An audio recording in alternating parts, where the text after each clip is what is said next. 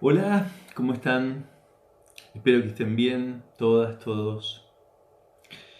Me presento, soy Roberto Bertolé, el profesor titular de Psicoanálisis 2, y este es el primer video de la materia de los teóricos. Les doy la bienvenida.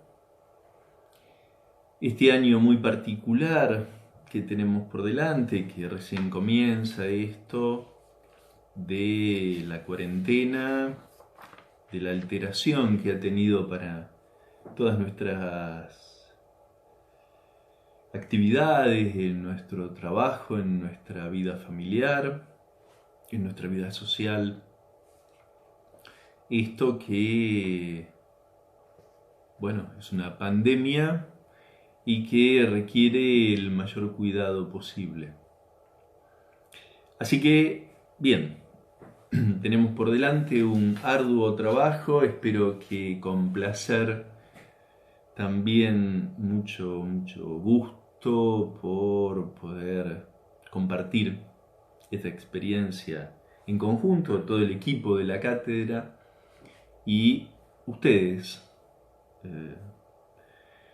que espero que puedan aprovechar el trabajo y lo que le ofrecemos y los invitamos a elaborar como ejes temáticos, como esclarecimientos sobre la vida humana. Bien, yendo entonces al sentido de estos teóricos, es ofrecerles en una secuencia de clases los nudos conceptuales y categorías epistémicas de diferente naturaleza, en principio sobre Freud y después veremos sobre Jacques Lacan, las articulaciones lógicas que hay entre conceptos y fenómenos clínicos que estudió Freud y que todavía son tan vigentes, tan actuales y son tan útiles para pensar la vida humana en lo más íntimo y también en lo que hace a los aspectos sociales de esa vida. En la fundamentación del programa, el primer párrafo,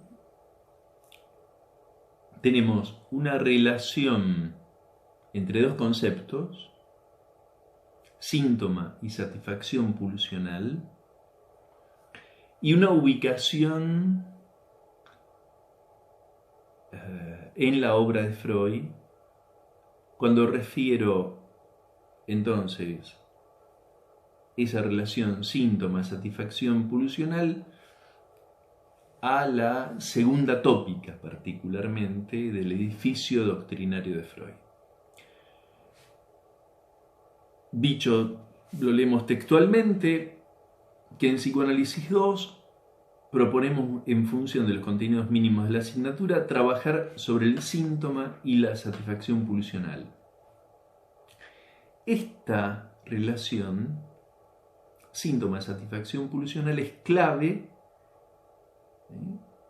una clave de lectura para recorrer la segunda tópica freudiana. El síntoma y la satisfacción paradójica que conlleva permite inteligir las coordenadas de una repetición displacentera de la vida humana. Tenemos síntoma, satisfacción pulsional como conceptos y repetición. Ese nudo es fundamental. Es lo que vamos a tratar de esclarecer a lo largo de muchas clases, en las comisiones de trabajos prácticos, en los teóricos y en las lecturas que ustedes puedan ir haciendo y que los invitamos a hacer. Esa relación entre síntoma, satisfacción pulsional y repetición la ubicamos como clave de lectura para entender mejor la segunda tópica de Freud, que es una construcción teórica, metapsicológica.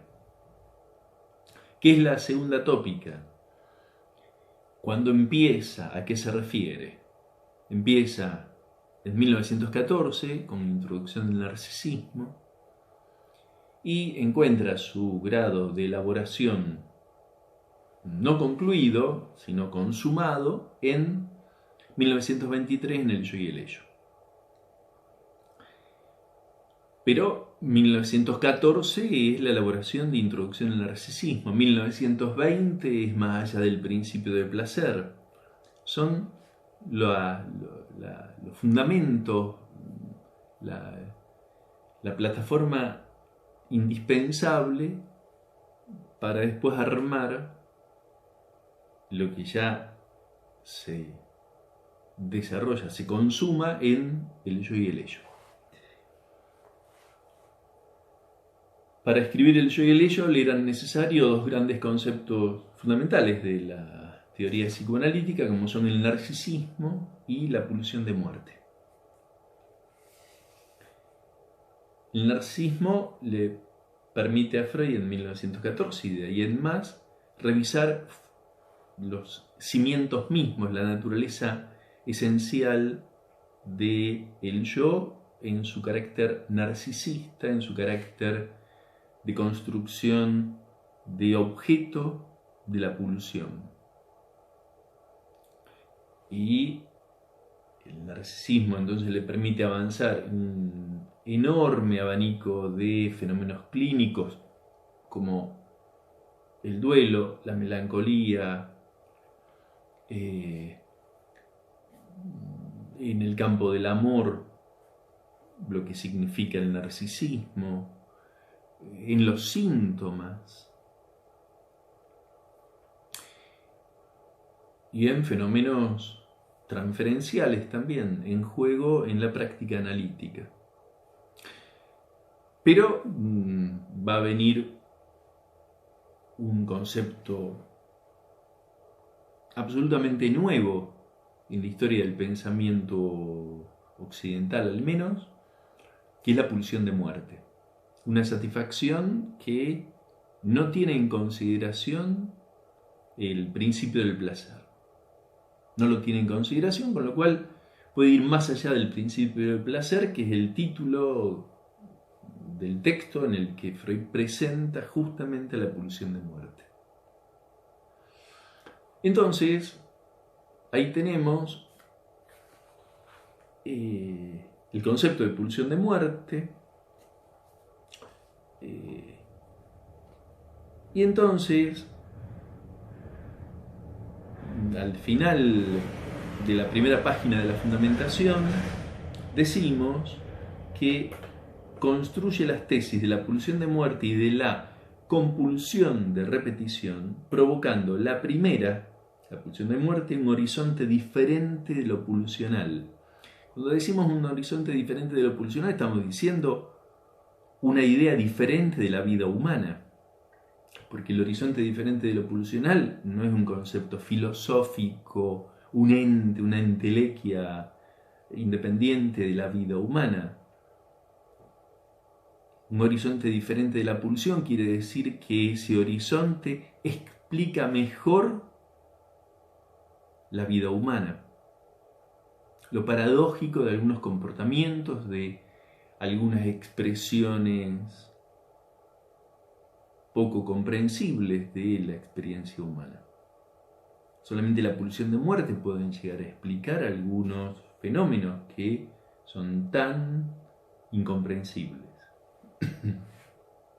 Y la compulsión de repetición como concepto nuevo, que no es la repetición del retorno de lo reprimido, que repite en un querer decir aquello que se ha reprimido. La compulsión de repetición, el término compulsión incluye lo pulsional, pero en la compulsión de repetición decimos que esta implica una perspectiva diferente de la repetición. ¿Qué quiere decir esto?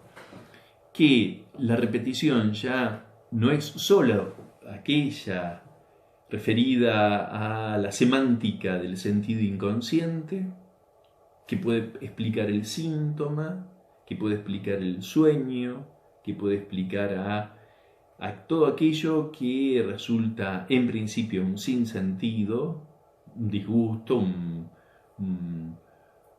algo que se repite en la vida y que el mismo sujeto que lo repite no le encuentra ninguna utilidad, ninguna función, ningún sentido. Y sin embargo lo tiene, ese es el gran descubrimiento de Freud, de la primera tópica, que el síntoma tiene sentido inconsciente, tiene un sentido que no lo sabe el mismo sujeto que está habitado por el síntoma, como aquel que está habitado, que sueña algo que soñó estando dormido y que no tiene idea de por qué ni qué sentido le presenta esas imágenes del sueño, y que hablando de eso, de ese sueño, de ese síntoma, descubre que eso tiene un sentido. ¿Y qué es un sentido? Entonces, inconsciente, porque no se le había ocurrido que pudiera ser así, y que ese sentido inconsciente tiene sus raíces en la vida infantil y para más sexual, dice Freud. Sexual en un sentido amplio. Eso es el conjunto de lo que Freud llama el retorno de lo reprimido. O sea, el sentido inconsciente, como lo diría en la enseñanza de Jacques Lacan, lo encontramos, la verdad singular propia a cada uno, que implica su historia, sus lagunas de recuerdos, y que al hacerse consciente, la idea de Freud era que se levantaba la represión y por lo tanto no había ya ese motivo para formar el síntoma. Ahora, cuando Freud inventa el concepto de narcisismo, de compulsión de repetición y de pulsión de muerte, está presentando un panorama que, como Freud dice, más allá del principio del placer, implica